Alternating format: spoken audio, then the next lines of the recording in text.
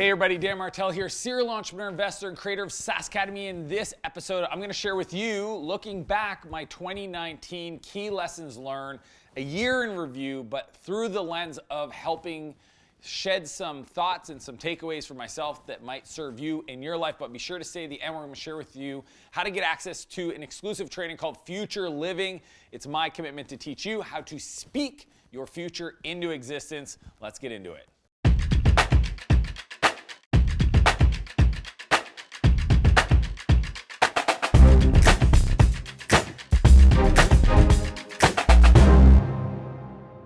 So as I sat down and wrote down the whole year, I looked at, just to give you some context, I did over 40 flights this year alone in a 12-month calendar.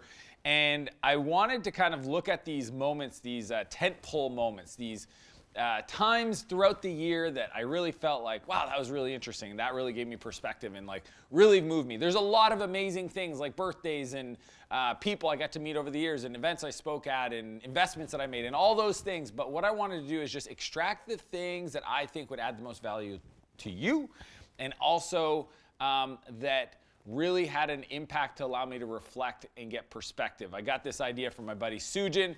He does it every year. I think he does a PDF, kind of like a year in review for his own personal life and his businesses. And I just thought, how much fun would it be to shoot this episode so that you had some thoughts and get some context of what I've been up to, because I don't actually share everything on the internet, contrary to my dad's belief. But there are a lot of moments that happen that I think could really add some value to your life. So let's get into it. Number one, timber sledding. So in January, I had the opportunity to go timber sledding. If you don't know what they are, think of a snowmobile and a dirt bike. If they had a baby, that would be a snow bike, okay? It literally looks like the devil's bike. And we went out, there was 5 of us, me, my brother, my best friend, my buddy Matt, and Brad. And we went out into the back country of British Columbia for 3 days. Now, it was so intense that on day one, Matt pretty much broke his shoulder, his collarbone. Day 2, Nick didn't come back because he injured himself. I almost broke my leg. I mean, this is crazy. I know you're thinking, like, why would you do this then? It's a lot of fun, okay? Now, I say that, and then on the 3rd day, unfortunately, my buddy Brad was racing. We were in an open field, and he was racing across the meadow and didn't see a river in front of him and ended up smashing into the river, stopped, and the handlebars of the bike hit him in the pelvis. And we didn't know it at the time, but it split his pelvis open, okay? I share that with you because there's a huge lesson learned. And this is what it is the guide told us day 1, you do not go in a straight line. Here's why. Is because in a straight line, you will be carrying way too much momentum and you won't be able to maneuver. The maneuvering comes from zigzagging and angling the bike, because if all of a sudden now there's a stump or a tree or a water feature or whatever it is, you can kind of power yourself around it and you've got more to play with. And unfortunately, that's what happened. It's just like, boom, happened. Broke his hip. Luckily, he ended up being okay after operation, rehab, and all that stuff. I mean, it was a serious moment at the time, but the lesson learned that I want to share with you guys is sometimes you want to go fast, you want to go straight, and what I've discovered in business is we want to essentially go over here and check how things are going. Go over here, check how things are going. And it sounds weird, but that's the way I think about it in my head. It's just this moment of like, okay, things are going great. I want to plow on, but wait, let me go see how things are going in customer success. Let me go see how things are going in marketing. Because if all you're doing is pushing, you're introducing opportunities for serious pain. And that was the lesson and takeaway from timber sledding in January. Number 2, the Disney cruise. Now, if you ask me personally, I'm not a huge fan of Disney cruise. This one was special because we had the opportunity to share it with about 18 other families.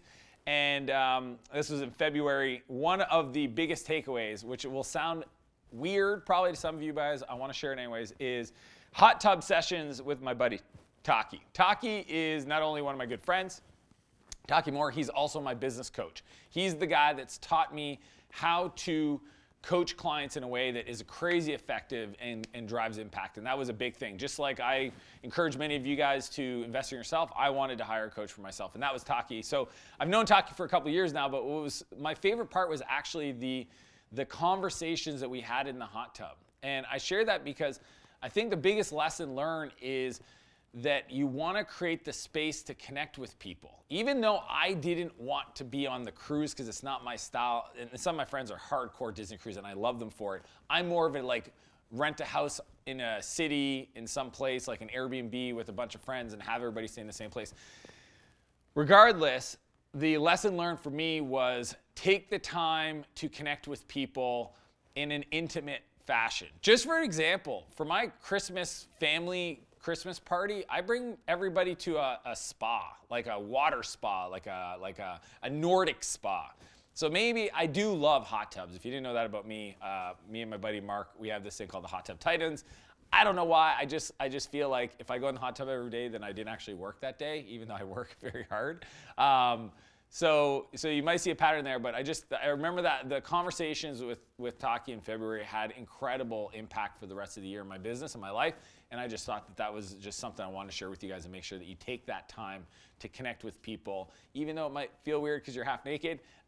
It's in those moments sometimes when we're exposed that real, honest conversations can occur, and that's what happened in my life. Number 3, Hustle 2.0. In March, my buddy Jason coordinated with this woman called Kat Hoke, who put together an event at a prison, at a jail, just north of LA.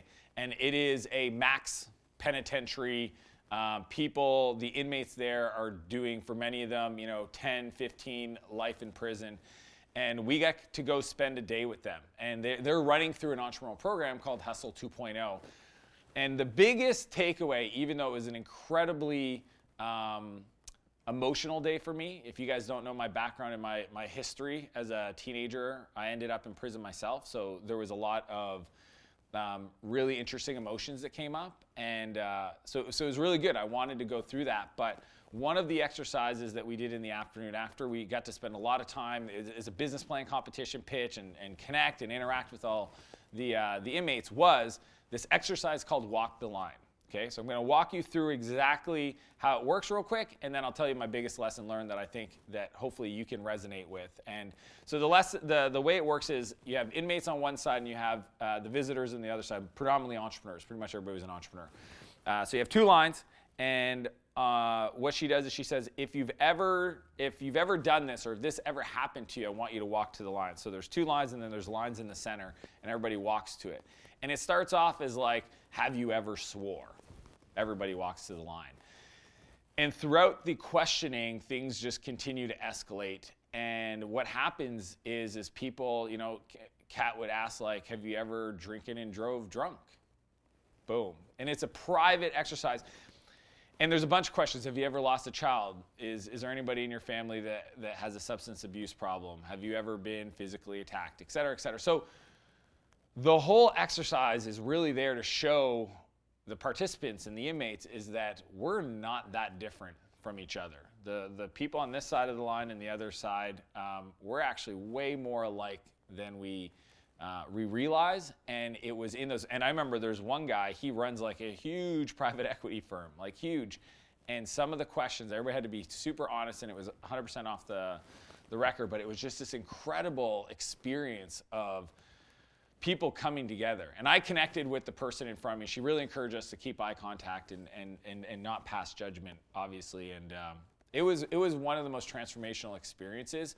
And the biggest lesson that I want to share with you guys is just that we are way more similar to people that we think are different than us than we actually believe. And that process, that experience, that day really shaped my life. Number 4, Dirtfish. So Dirtfish is a rally car school outside of Seattle. And in April, I had the opportunity with my friend Jason Gaynard, Mastermind Talk. He organized this trip, and it was 3 days of rally school. Now, I had been there 2 times prior, I believe, or maybe at least once. I can't remember because obviously I do a lot of stuff. But The experience was amazing for me this time because it was the advanced level class. It was a lot of guys that had been there multiple times, so that we didn't have to spend a day trying to get reconnected with the car. We went right into it, advanced maneuvers, etc. And the lesson learned, I actually did 2 videos on my YouTube channel if you want to check them out on Dirtfish. If you search it, you'll find it. It is, and if you're interested in rally car racing, go do their program. One of the biggest lessons learned, because people don't realize that to go fast, you have to go slow. It's like smooth is fast, okay? And one of the sayings that they were teaching us in the car that I use to this day in my business, in my life, is in like a lamb, out like a lion, okay? Here's what that means. When you're coming into a turn, okay, some of these turns are very technical. You have to come in smooth, you gotta come in composed, you have to find your line, you have to hit the apex.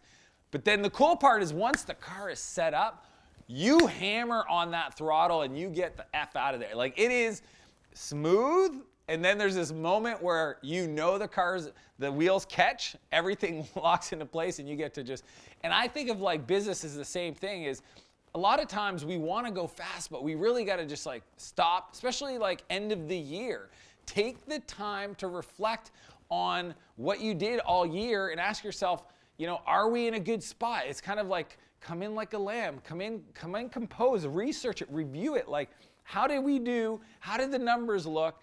And then if everything's good, then you smash on that throttle and you kick it into gear into January, into the rest of the year. And then maybe, you know, quarterly, there's a cadence of redoing that. But I just think that whole idea of getting set up, of smooth as fast, of coming in like a lamb, you know, but then coming out like a lion, I continue to think about this all the time. It was just a really impactful experience that came from rally car racing that I applied to my life and to my business. Number 5, my SAS Academy Intensive in Toronto. So if you don't know this, I have the privilege of coaching, you know, 100 plus incredible software founders. SAS stands for Software as a Service.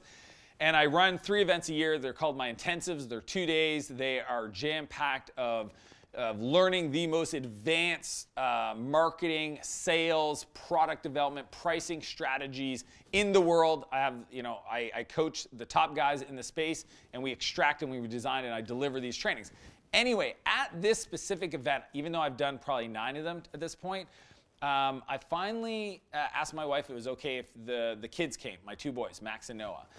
And at the beginning of this event, I invited them on stage. And I was worried because I was like, maybe they're going to be shy, they won't want to come up. And they came up, and my wife came up with them. And it was just like this really beautiful moment for me, because growing up, I really didn't know what my dad did. I know he worked at this big multinational. I know he did stuff around electrical engines, and I kind of knew what he did, but I never really got to see it. And in that moment, I had the opportunity to not only show my kids what I do, but I had the chance to involve them. And one of the things that is like this mindset and belief in the mantra in my head is show, don't tell. I really believe as a parent, my job is not to tell my kids what to do, to eat healthy, to stay active, to do their homework, to, you know, we do hard things, etc. More than anything, it's why we do CrossFit, it's why we bring our kids there, they see us, I do competitions, etc. It's for them to see the things that we're telling them. So the biggest lesson that just recently this year I got to show on my business side for me was the concept of show, don't tell. So I don't know if that resonates with you, but if you feel like all you're doing is preaching to your kids and you don't take the opportunity to kind of reflect and say, like, why do I need to tell them that? Is there a way for me to show them that? And maybe through example, they might be inspired. I think that was like the coolest thing for me and for my clients to be able to see, you know, the business. I tell you guys every time, it's like, you know, live a bigger life in a business. And I had an opportunity to merge both of them in one. And that happened in May, and it was just a really special moment. We caught it on video. Maybe, you know, if you watch the YouTube video, I'll put it on. But it was really cool and stood out for me this year. Number 6, the jet. So in June, after I finished my live event, I took an Uber to my friend's house to jump on his private jet and go on a trip. Now, I know how douchey this sounds, and the rest of this story is probably going to sound like that because many of you, like, the concept of flying private is like not even in your realm of possibility, right? I just want you to know that for 15 years, it was always something, I don't know why, but I always had, like, you know, big vision, and I knew that it was going to be part of my life. I just didn't know how. And this year was so funny because I got this email from my buddy, and he's just like, hey, we're all going to Ireland for this golf trip. I just got a jet. Do you guys want to take it? And my reply was like, reply all to the group. There was like 6 people on the email thread. And I was like, yes, we will be taking your jet. And if anybody else disagrees, we will have to physically resolve this issue. Because, like, obviously we want to take the freaking jet to Ireland. Here's what happened is not only did we end up going golfing in Ireland, we had a blast. Like, when I say a blast, it was like we were on a road trip in a van, but the van could fly, okay? So we would stop in, like, Goose Bay, get some snacks, jump on the jet. We stopped in Greenland. We went on icebergs. We then went to Iceland. We stopped. We got some stuff. We got back on the plane, landed in Ireland, did the whole golf trip. On the way back, we stopped in Iceland for 2 nights. You know, really got to experience the city, rented helicopters. I mean, it was, on the way back, instead of going back home, I decided we're going to go to Boston. Our buddy Adam has a hookup at the Red Sox stadium. I mean, it was 10 days of ridiculousness. And I don't share any of that to brag. I just want to share a few lessons. One, growing up the way I did, there was no realm of belief that I ever thought that someday that would be my life. And the whole time, I don't want to underplay it. I was pinching myself like, wow, is this really happening? Like, it was so serene. It was so, just the places we went was so beautiful. It's just like, is this real? I mean, if you've ever seen Iceland, it doesn't even look like planet Earth, okay? And this is the takeaway. And you hear it all the time. And I want to make sure that you truly understand the value of this. If you're still not looking to upgrade, I call it friendventory. If you haven't up-leveled your group of friends for people that are motivated, support you, driven, creative, etc., I will say the people I was on that trip with are literally some of the funnest, most driven, incredibly giving, generous people. And I just think that, like, that's the lesson, is you are the 5 people you spend the most time with, and you really want to look around. And it's not about, well, do I think I'm better than this person? It's not about that. It's about, where do you want to go? When you get there, how much good can you do with that?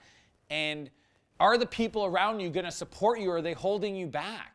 And it's that simple. And I just think, like, the jet was more of a metaphor for me than the experience. It wasn't about the plane. It was about the people I got to spend time with, the places we could go in that amount of time, because we had our freedom, because everybody on the plane were people that were driven and want to build and create more value in the world than anybody else. And it was just such a beautiful experience that I hope, and I know that if you really want it someday, and you won't know how. I didn't know when I started this year, I did not know that was part of my year. That came up.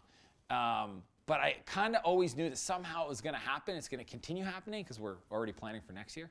But I just think it's all about the people you surround yourself with. So if you haven't done a friendventory yet, you can Google that and my name. You'll see my whole process for doing it, because I want to make sure that I give you something actionable. But that was the biggest takeaway from the jet this year, is you are the average of the 5 people you spend the most time with. Number 7, back to back. So July this year was probably, like, I pride myself on packing in as much as I can into my calendar. Like, literally wake up in the morning. There's not one 15-minute window that isn't allocated. And even though some of it's like hot tub, you know, thinking time, like, there's a lot of, like, family time, you know, recharge. But when I'm working, I'm working. When I'm not, I'm not. Anyway, July was a month off. I said, I'm going to take the month off, and we're going to try to squeeze as much stuff as we can. Well, I may have gone way too far. Okay, we started with, like, 3 days in Kelowna visiting my buddy Brad, who hurt himself at the timber bike, story number 1. Then we went to Galiano to my buddy's house. He bought this crazy house, and there were, like, I think we were 4 or 5 couples. 4 couples in the house staying together with all the kids, and we did that for, I think, 4 days. Then we flew back, went to family reunion in Nova Scotia, then came back from that, and I think we did, I did a road trip in my new McLaren to Bar Harbor, so we like drove there with my wife and had a blast there for a week. The kids went to camp. Like, there was a 30-day window where it was, even when we came home, it was probably 12 hours. Like, come home, do the laundry, repack, go to the next excursion. Here was the lesson I learned. As cool as that looked on a piece of paper when I was designing it, in practicality, here's what happens. And I loved every moment of it, but I also realized that when you do too many things at once, it bleeds together. And when I look at July, I kind of like, because thinking about it, I'm like, had to break it apart and be like, oh yeah, we did all this stuff. One, just so you know, my wife is a homebody. She likes routine. She likes simplicity. There was nothing routine or simple about July. She did have a lot of fun. I'm sure she would say that. But what happens is it all bleeds together, and it doesn't allow you to truly enjoy the moments. It's almost like a fine wine needs time to breathe. And it's through that process, you know, that you can really appreciate it. So here's the lesson learned, hopefully you can take, is if you're like me and you're packing things together, is what I'm doing into next year's planning is really thinking about how do I create space between these incredible moments so that not only when I'm there, I'm not thinking about the next thing because it's coming up, but I'm able to really appreciate it. And in my mind, it stands out as a separate event. And I think that that's the biggest lesson I had, is that I'm starting to find a rhythm and a routine, not only for myself, but for my family, that works really nice, where we can try to get as much as we can, and maybe we just do more heightened experiences. And you know, I've also realized that a big thing for me is physical activity while I'm on vacation or doing anything. I just love that part of the travel and the trip. But creating space is the biggest lesson I learned from that month of July, that crazy month of like 5-6 things back to back, so that you can create the space to really appreciate those moments. Number 8, 3 sprint triathlons. So, long story short, okay, I run enough. Like, I'm a 5K runner all the time. Anybody that knows me, even if you join my team, we're gonna go do a 5K. It's just part of the process. And I've been doing it for a while. For some of you guys, that would be a stretch, but for many of you guys, you're like me and you're just a runner, so that's what you do.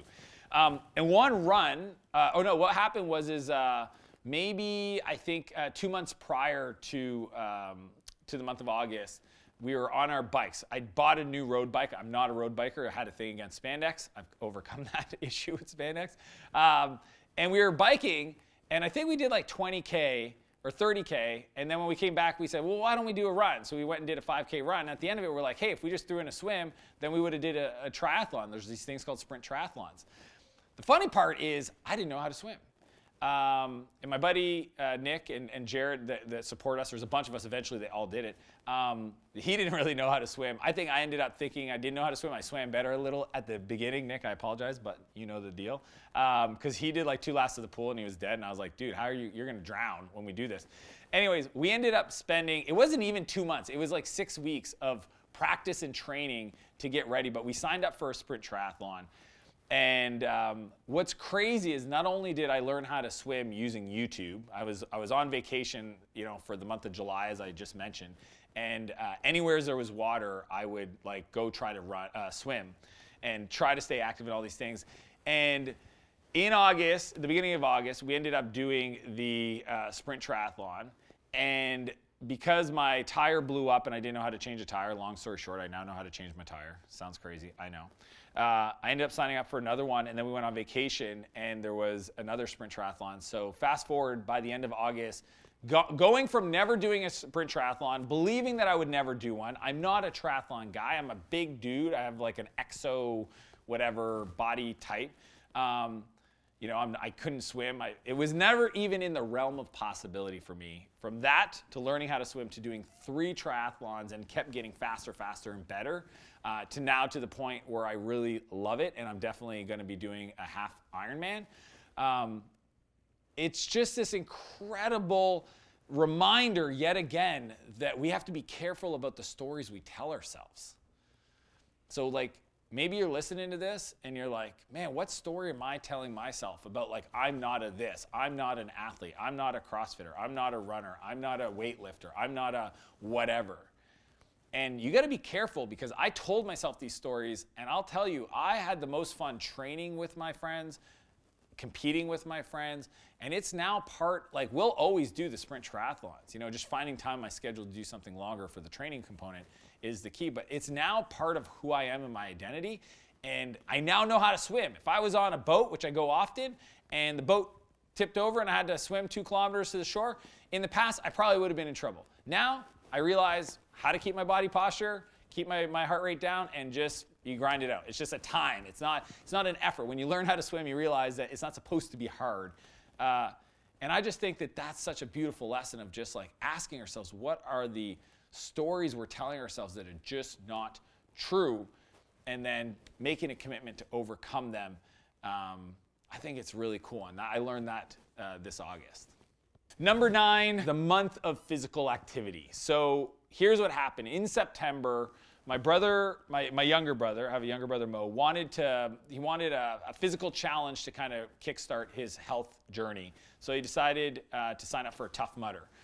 Me and my brother, Pierre, we were like, okay, cool, we'll join it, we'll do it with you. It was in Toronto or something, so it was not like, it was a flight. And I don't think he trained as much as he probably knew he needed to. And when we showed up for it, both my brother Pierre and I had done it. Mo had not been training, and we start this race. I mean, it is, I think, 20 kilometers or something with like 16 obstacles or something like that. Now, I had just come off of 3 sprint triathlons, so I was in good, cardio and physical shape. So here's what I discovered is as we're helping Mo and just encouraging, because that's the one thing about Tough Mudder is they really make it about a community. It's not about an individual running a race. It's about a group running the race, so they start people in cohorts. And in the same month, I'll come back to that. In the same month, my wife and I and our best friends, Nick and Jess, decided to hike this mountain called Mount Katahdin in Maine. And it is, like, people don't realize the route that we did, and I mean any route, honestly, getting up there, it is a serious climb. Like, steep, bouldering, like real physical activity. My wife is deathly scared of heights, okay? And I thought, well, there's no heights because you're like on a mountain, it should be fine. She was open to trying. It proved a little challenging. That's all I'll leave it at. But here's what I discovered, and it's something I learned from CJ, one of the CrossFit coaches at Invictus in San Diego. And he said something once to me a while ago. He said that when we're not feeling it and we encourage other people, that encouragement comes back to us. So here's what happened is in my brother's struggle for the Tough Mudder and my wife's challenge hiking Mount Katahdin, in the encouragement of them, and for my brother it was literally me, us throwing him over walls and like, holding him and like giving him words of wisdom and telling him to think about his kids. I mean, we were right full on about like motivation. I mean, it's 20 kilometers and like 2 kilometers in, I was worried he was gonna have a friggin' heart attack. He finished, and it was amazing. And he did every obstacle with some help. And then my wife did it as well. She made it to the top. She hit the summit. She wanted to turn around so many times, but physically it wouldn't have been a safe move to turn around. I mean, it was pretty steep. And I just remember that, and I don't know if you've ever experienced this, but encouraging other people, giving other people motivation. It's funny because, like, let's say you're running and the person next to you is struggling and you're struggling too. If you just say, let's go, we got this, okay? Sometimes I wonder, who am I saying that for? Am I saying it for the person next to me, or am I saying it for myself? And that was like the biggest lesson I took away from those 2 physical activities in the month of September that I think continues to shape me and reminds me of CJ's recommendation, which is, when we're feeling like we don't got anything, let's give it to somebody else, and indirectly we give it to ourselves. And it's just such a cool thing that we have the power to do anytime we're feeling that way. Hopefully there's somebody around to encourage so that you can get that. But that was the lesson, is that pushing other people many times push us to do better, and it's as simple as making that decision, vocalizing it, and supporting the people around you. All right, so quick recap, 2019 key moments. No straight lines on the timber sleds, hot tubbing with Taki, good conversation, walking the line in prison, in like a lamb, out like a lion at Dirtfish, model, so show don't tell at my intensive, The 5 people that you spend the most time with, that's the jet. Create the space, don't pack it all in. Stories we tell ourselves, the 3 sprint tries of not knowing how to swim, and then carrying others drive you. Motivating other people will motivate you more than anything. As I mentioned at the beginning of this video, I want to share an incredible resource called Future Living. But before that, I want to tell you about my buddy Brad's life motto. He shared this with me, even though, yes, we've done a lot of these crazy experiences together. He has this belief that he shares often, is that life is about increasing the frequency and intensity of magical moments. And that, if you're like, why are you so driven to do so much stuff, Dan? I think of Brad. Life is about increasing the frequency more often and the intensity higher of these magical moments. And these are just some examples of my year in review of incredible things I had the blessed opportunity to partake in. But my Future Living training, it's something I created because I wanted to teach my clients how to breathe their future and their vision into existence by getting the right mental mindset. So you can click the link to get access to that. It's something I taught a while ago at one of my workshops. So be sure to check it out if you want a simple process to speak your future into existence. And if you like this video, be sure to click that like button. Subscribe if you're not. I don't know what's going on. I'd love to have you part of the community. And as per usual, I want to challenge you to live even more, a bigger life and a bigger business. And I'll see you next Monday. This isn't everything I did. This is just like the highlights. When I looked through the list, I was like, holy